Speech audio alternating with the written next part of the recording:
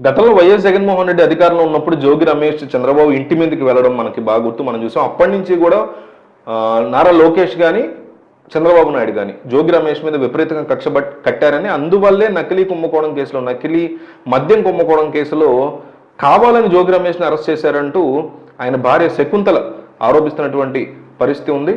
గతంలో అగ్రిగోల్డ్ కేసులో కూడా ఈయన ఇరికించడానికి ప్రయత్నం చేశారని, కుదరలేదని, దుర్గమ్మ సాక్షిగా తప్పు చేయలేదని ఆయన ప్రమాణం కూడా చేశారని ఆమె గుర్తు చేస్తున్నారు. ఇది చాలా ఫన్నీ థింగ్ అనిపించింది ఈ ఒక్క పాయింట్.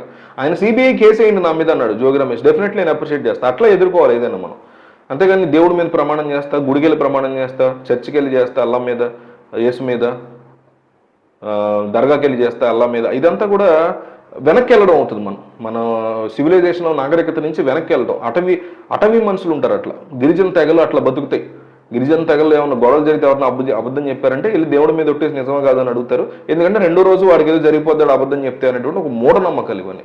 అట్లాంటివి జనాల్లోకి పెంచడం మానేసి ప్రూవ్ చేయండి, నేను రెడీగా ఉన్నాను, ఎదుర్కొంటాను అనేటువంటి శైలి ఎదుర్కోగలగాలి ఎవరైనా. అంతేగాని దేవుడు దేనికి సాక్ష్యం, దేవుడు ఏం చేయగలుగుతాడు దేనికైనా. సో జోగి రమేష్ నా మీద సిబిఐ కేసు వేయండి అని కూడా ఆయన ఛాలెంజ్ చేశారు. దాన్ని నేను డెఫినెట్లీ అప్రిషియేట్ చేస్తాను.